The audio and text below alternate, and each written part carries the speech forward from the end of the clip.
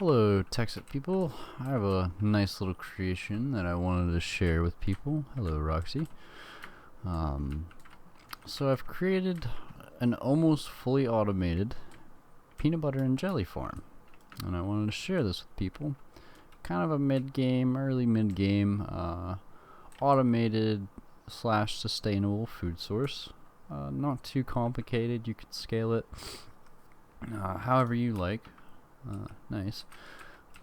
But this is my setup.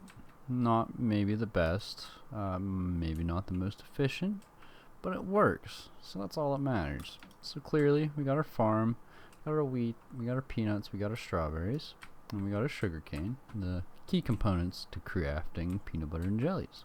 So we got our gatherer over here. A gatherer works great for sugar cane. Since it doesn't destroy, it just gathers. We have fluid ducts to pump out the sludge like you just saw it pump out. And we have item ducts to pump away our sugar cane. And then obviously power. We have a fertilizer over here in case we ever get a little loaded up with some bone meal and just kind of want to hyper speed the process, maybe make a bunch of PB&Js at once. And then we have our plant interactor. The cool thing about the plant interactor over the plant gatherer is that with the interactor, it acts as a player right-clicking a crop, so therefore it doesn't destroy the crop, therefore you don't need to replant, so it saves you a lot of, time and seeds. So basically, I have a +9 range add-on, super simple to make by the way, and this is my working area, so covers a very large area.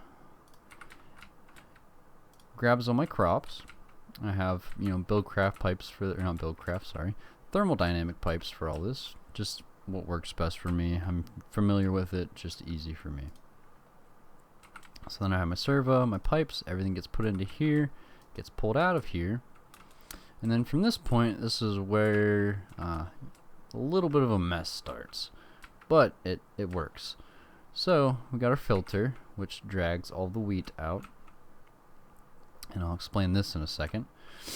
However, then we have 3 mechanical crafters here, one with each filter, one for seeds, one for peanuts, and then one for strawberries and sugar. So the first step of this, all the seeds come into here, get combined with the juicer, makes your cooking oil. The cooking oil will automatically get pulled out and then sent into the mechanical crafter where the peanuts are being stored and then mixed with the peanuts and the mortar and pestle to make peanut butter. And then the other step to this is obviously the strawberries and sugar. So these are combined obviously to make my jelly with a saucepan. And I have all my sugar cane coming in the back here. Comes to this, sugar cane and sugar gets pumped back out into the strawberry one, combined, and then all 3 of these crafters get pumped out into here to make my 2 components basically. The reason I said I was going to explain this in a second was because this isn't fully automatic and this is the only non-automated process. So there's a little bit of a problem with the mods, and I'll show this with you.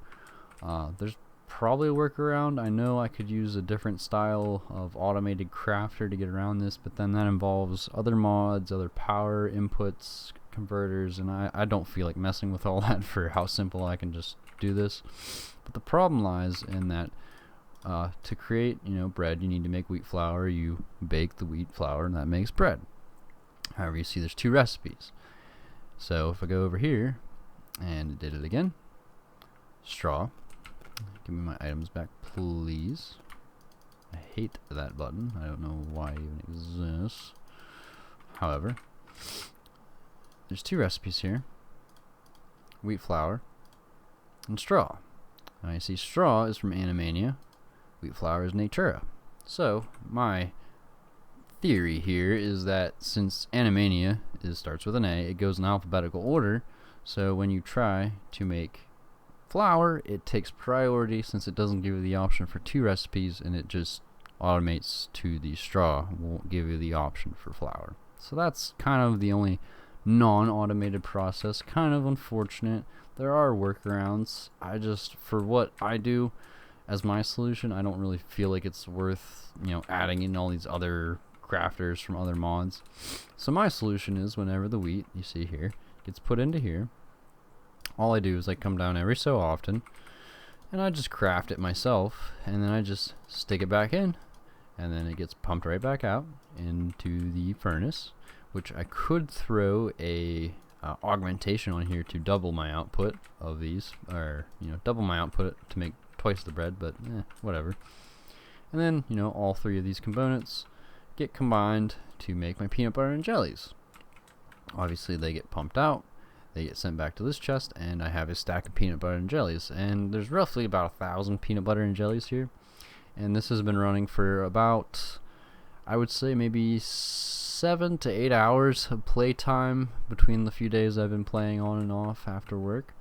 So 1,000 peanut butter and jellies roughly from 8 hours, let's say, we'll be generous and say 8 hours of playtime. That's pretty impressive for this setup, especially on a server, or if you're by yourself especially, but if you're on a server like I am with a few of my friends, this is more than enough for a mid-game, mostly automated, sustainable food item. There might be better ones, but I've always kind of resorted to PB&J as my early to mid-game food item, just because it's super simple to make, it's easy to get all of the components, easy to craft all the components. But this is the first time I've ever actually went out and automated everything, mostly, like I said, mostly.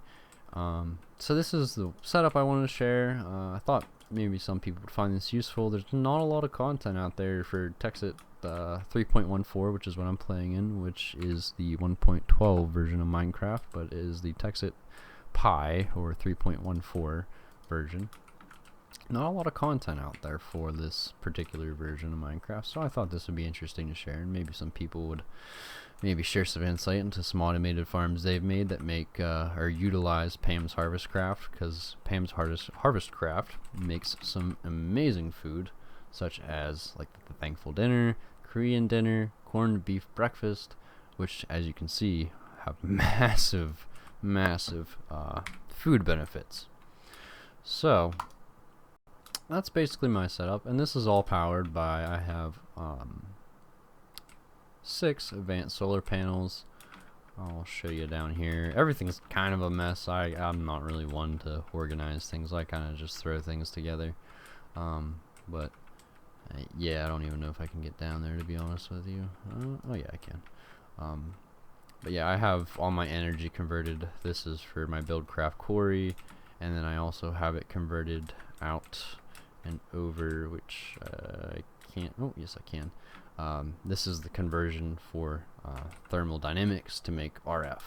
So you use a high voltage energy consumer if you're using advanced solar panels with an MFSU glass fiber cable into a high voltage consumer energy bridge, and then FE producer to convert solar energy to redstone energy. So that's basically a sustainable food and energy source that I shared with you guys.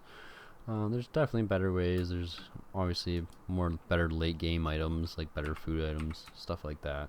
But this is super simple, easy to automate whenever you're mid game. So yeah, thought you guys would appreciate it. Maybe you guys have some better ideas, better setups. Obviously this could be a little bit more clean, a little bit more refined, but it works.